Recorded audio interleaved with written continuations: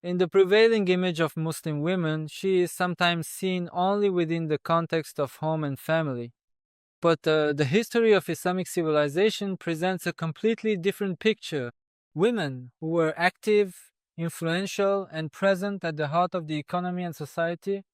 In this video, we will journey to the heart of Islamic marketplaces, social service networks, and even the political arena, alongside the trailblazing women of Islamic history.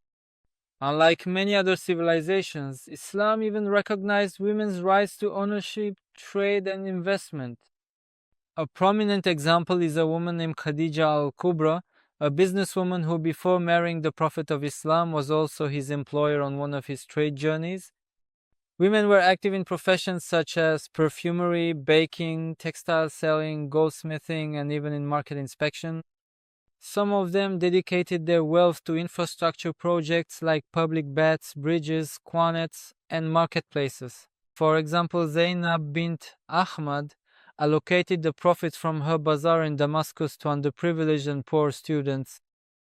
Endowment was one of the common practices among women to serve the community. Many women established or supported schools, hospitals, shelters, clinics, and charitable centers with their own assets. For instance, a woman named Sayyidah Nafisa, who was a descendant of Imam Hassan al-Mujtaba, was not only a religious scholar but also had extensive endowments to help the poor and needy.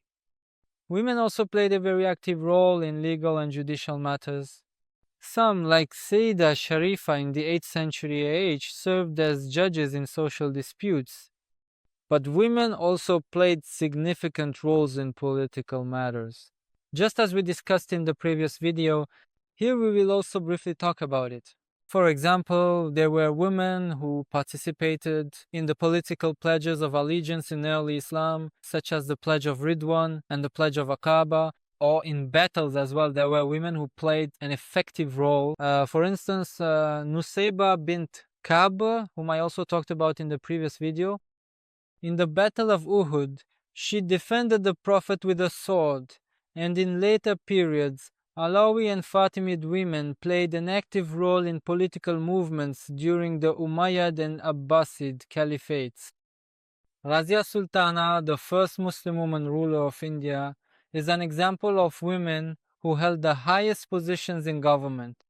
But in Islamic jurisprudence and law, how is women's participation in social and economic activities addressed? Islamic jurisprudence and law, it considers women's participation in social and economic activities permissible, provided that Islamic boundaries are observed.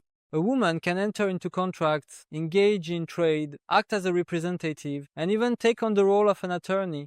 In Islamic civilization, women, under the protection of the city and social structure, had an active, balanced, and inspiring presence. This presence serves as a valuable model for today's societies to redefine the balance between dignity, ethics, and progress. By drawing inspiration from this balance, the modern world can help ensure women's security in society and in social affairs, enabling women to play a more prominent role in their communities. If you watched the video up to this point and enjoyed it, be sure to subscribe to the channel. Also turn on the notification bell.